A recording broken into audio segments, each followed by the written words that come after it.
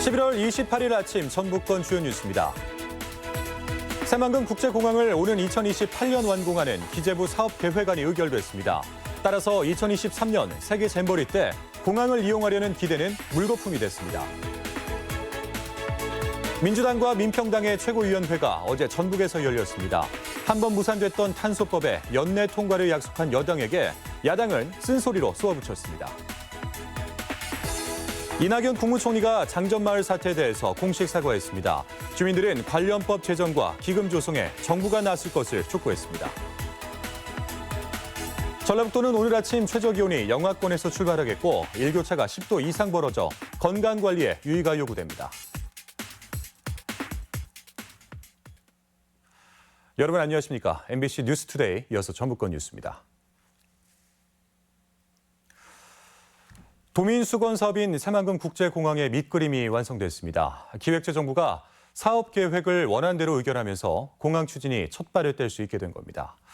그런데 정부가 발표한 개항 시점이 2028년으로 4년 뒤 세계 잼버리 대회에는 이용이 불가능해서 추가적인 노력이 요구되고 있습니다. 강동엽 기자입니다.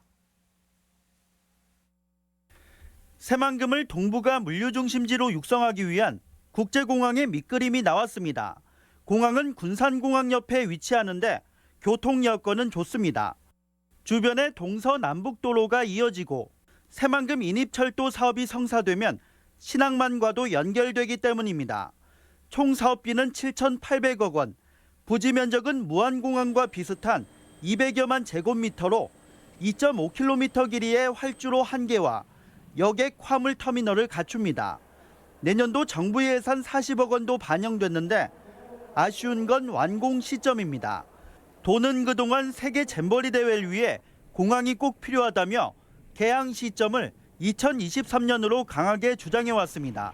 하지만 이번에 정부가 새만금 공항의 개항 시점을 2028년으로 정하자 전라북도마저도 기존 입장에서 후퇴해 2026년을 목표로 내세운 겁니다. 이 경우 잼버리 대회에서의 공항 활용은 사실상 불가능합니다. 잼버리 때 착공한다고 이용하는 건 아니지만 저희들이 그런 다양한 방식을 가지고 빠른 방법으로 할 수 있도록 어렵사리 공항을 유치해놓고도 해외에서 잼버리를 찾는 5만여 명이 인천이나 무안공항을 이용해야 하는 상황입니다. 새만금 공항 홍보와 활성화의 최적의 기회를 그대로 날려보낼 수밖에 없게 된 겁니다. 유치할 때 공약에서도 가장 가까운 지역에 국제공항을 개설하겠노라고 이렇게 약속까지 했었는데 그런 약속이 조금 지켜지지 않으면 개인 땅이 없는 새만금은 다른 곳과 달리 공항 부지 매입 절차가 불필요한 곳입니다. 결국 전라북도나 도내 정치권의 노력 여하에 따라 공항의 개항 시기는 더 앞당겨질 수도 있습니다. MBC 뉴스 강동엽입니다.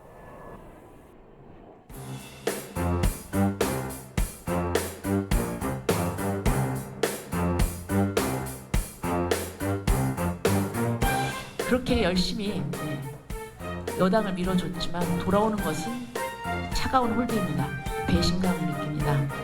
상대방에게 상처 입히는 것 말고는 상급법 및 예산 확보에 아무런 도움이 되지 않는 구태의연한 성명서 정치, 소모적인 점쟁을 그만두시고 오직 정권 발전.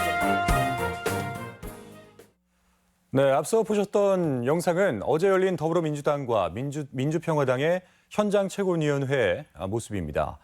공교롭게도 두 당이 같은 시각 전북에서 각각 최고위원회를 개최했는데 총선을 앞둔 두 당의 기싸움이 본격화되는 모양새입니다. 김하영 기자입니다. 민주당 이해찬 대표와 서른 최고위원 등 당 지도부가 전북을 찾았습니다. 최근 탄소소재법 보류에 대한 비난 여론을 의식한 듯 조속한 처리를 강조하며 민주당 책임론을 진화하고 나섰습니다. 이번 정기국회에서 아니면 12월 달에 열리는 임시국회에서 법안을 여야 간에 합의를 해서 반드시 통과시키도록. 전라북도와 민주당 도당은 제3금융지 지정과 군산조선소 재가동, 전주 특례시 지정 등 다른 현안에도 적극성을 요구했습니다. 이와 더불어서 남원의 공공의료대학원법도 조속히 통과가 돼서 2022년에 개교가 꼭 될 수 있도록 전북 현안에 대한 적극적인 지원을 아끼지 않을 때 전북도민은 반드시 이에 화답해 줄 것이라고 믿습니다. 평화당도 전주에서 맞불 최고위원회를 열고 전북 현안의 이딴 불발에 대한 민주당 책임론을 강하게 제기했습니다. 집권 여당이 반대하고 기재부가 반대하고 그 법이 될 수 있습니까? 그래서 좌초됐습니다.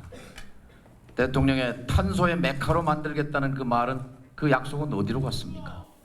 민주당 지도부 방문에 대해서도 뒤늦은 민심 달래기라고 깎아내렸습니다. 더불어민주당 소속 의원의 반대로 인해서 무산된 것을 달래기 위해서 온 것입니다. 전북에 어떤 결과를 가져온 것이 아니고 전북 민심의 향방을 두고 민주당과 평화당의 기싸움이 갈수록 팽팽해지는 가운데 탄소법과 금융중심지 등 미진한 전북 현안에 대한 책임 공방은 총선 과정에서도 쟁점이 될 전망입니다. MBC 뉴스 김하연입니다. 바른미래당 정운천 의원은 국회 정론관에서 기자회견을 열고 정당 정치의 고질적인 병폐인 지역주의 극복을 위해 전국 단위 석패율 제도를 도입해야 한다고 주장했습니다. 정 의원은 패스트트랙으로 지정된 준연동형 비례대표제는 지역주의 해소에 한계가 있다며 호남에서는 보수정당, 영남에서는 진보정당의 선출 가능성이 높은 석패율제가 필요하다고 밝혔습니다. 새만금 수질 개선을 위한 완공 축사 매입이 당분간 지속될 전망입니다. 국회 조배숙 의원은 정부가 새만금 수질 개선을 위해 관리 지역을 2024년까지 연장해 매수할 수 있도록 한 새만금 특별법 개정안이 법사위를 통과해 이르면 오는 29일 본회의 의결 가능성이 크다고 밝혔습니다. 조 의원은 완공 축사 매입은 사업기간 연장이 꼭 필요하고 이번 법사위 통과로 관련 예상의 안정적 확보가 기대된다고 말했습니다. 이낙연 국무총리가 오늘 장전마을 집단 암 발병에 대해서 공식 사과했습니다. 정부가 공식 사과한 만큼 이제는 주민 피해를 해결하기 위해 정부가 직접 나서야 한다는 주장이 제기되고 있습니다. 송인호 기자입니다. 이낙연 국무총리는 국무회의에서 장전마을의 비료 공장이 운영되는 동안 주민들이 건강 이상을 호소했지만 주민들의 요구가 너무 늦게 수용된 점은 안타깝고 부끄럽다고 밝혔습니다. 참으로 안타깝고 부끄럽습니다. 역대 정부가 책임을 이행하지 못했습니다. 역대 정부를 대신해 주민과 국민 여러분께 엄중히 사과드립니다. 이 총리는 유사한 사례가 발생하지 않도록 전국의 공장과 소각장 인근 마을 등 환경 오염 취약시설 일제 점검을 지시했습니다. 총리의 공식 사과에 대해 장전마을 주민들과 민관협의회는 국가가 책임을 인정한 만큼 이제는 사태 수습과 재발 방지를 위해서 정부가 적극 나서야 한다고 밝혔습니다. 피해 배상을 위해서는 유명무실한 피해 구제법을 개정하거나 장전마을법을 새로 제정해서 법적 근거를 마련할 것을 촉구했습니다.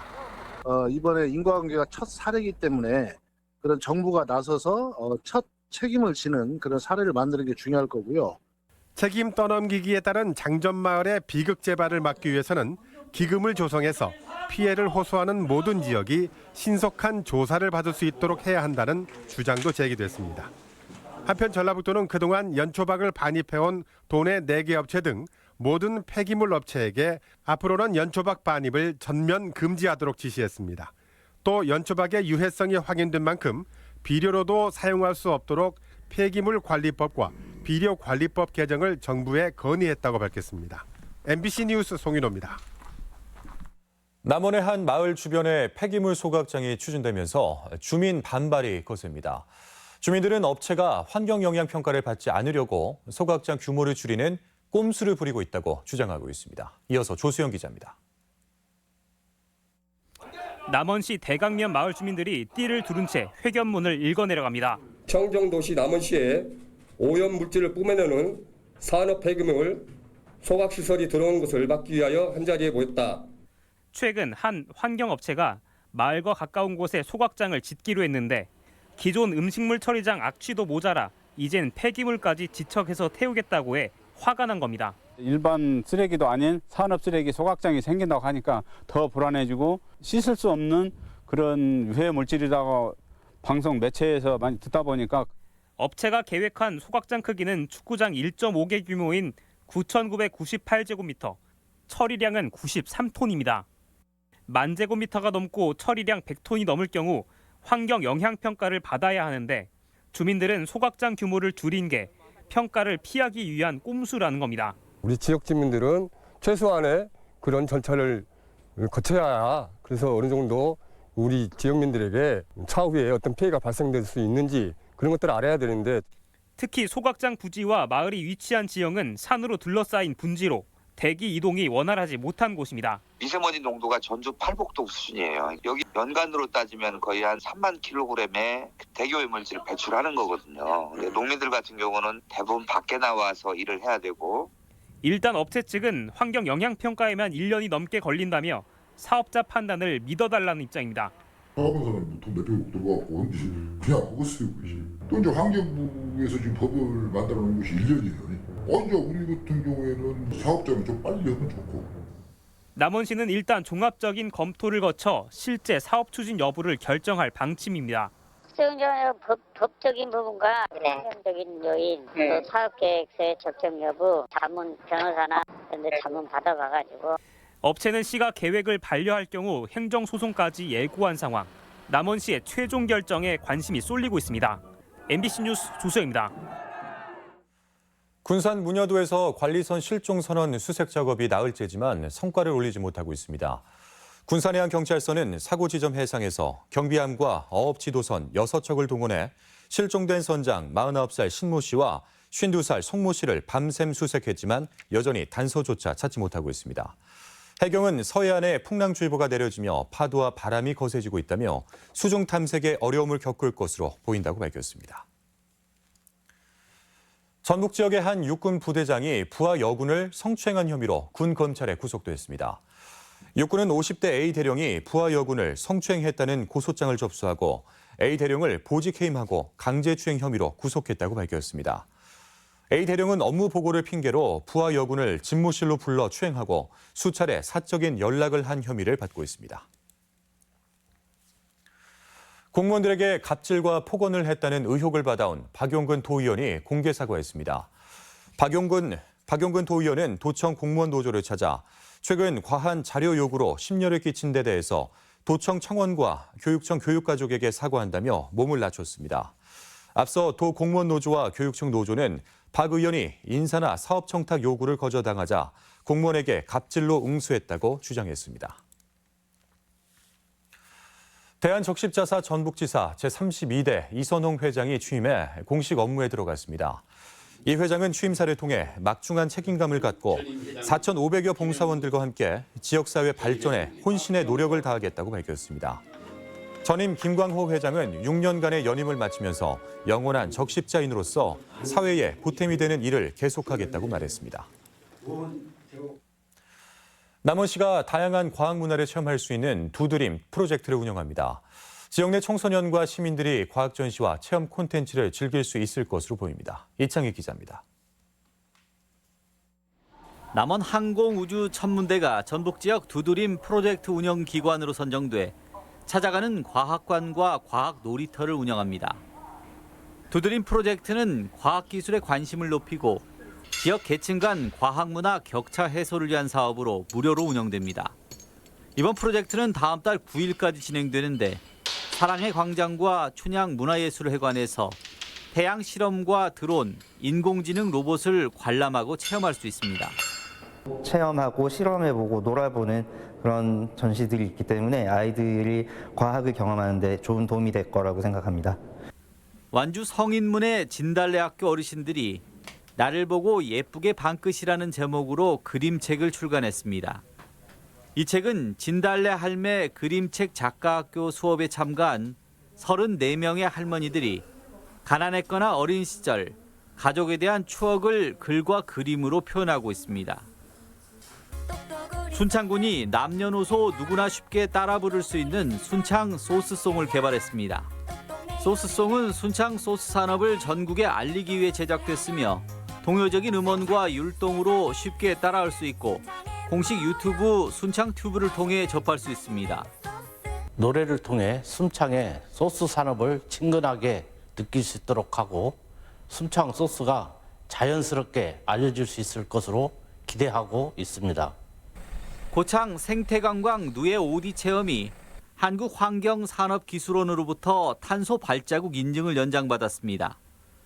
고창 운곡습지 생태관광협의회가 진행하는 체험은 용계마을에서 오디 수확과 누에 먹이주기를 하는 생태관광 교육 프로그램으로 체험객이 버스나 카풀 차량을 이용하는 방법으로 탄소 배출량 감소에 동참해 지난 2016년 첫 인증을 받았습니다. MBC 뉴스 이창익입니다. 다음은 우리 지역의 행사와 문화 소식을 전해드리겠습니다.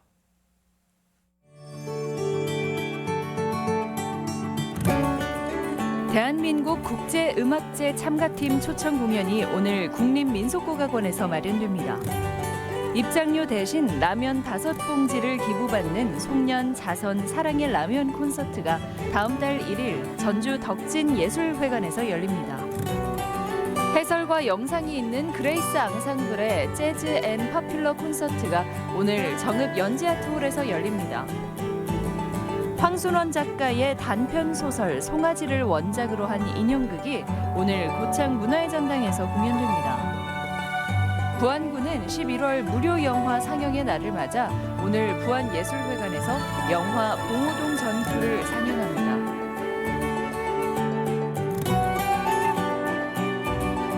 국립무형유산원은 오늘 라키비움 책마루에서 박준영 변호사 초청 강연회를 갖습니다.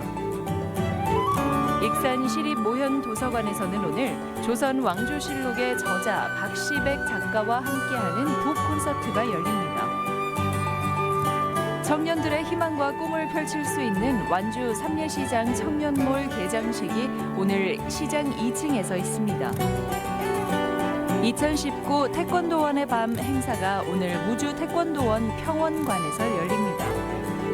다양한 과학 문화를 체험할 수 있는 두드림 프로젝트가 다음 달 9일까지 사랑의 광장과 춘향 문화예술회관 전시실에서 운영됩니다.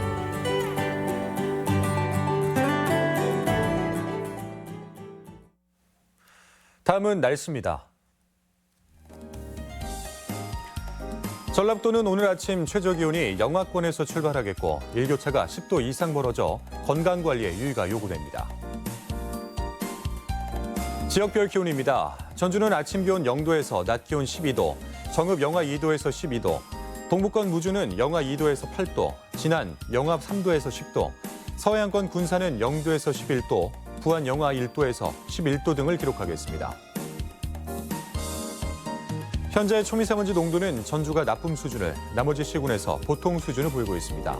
오늘 하루 미세먼지와 초미세먼지 농도는 좋음 수준을 나타내겠습니다.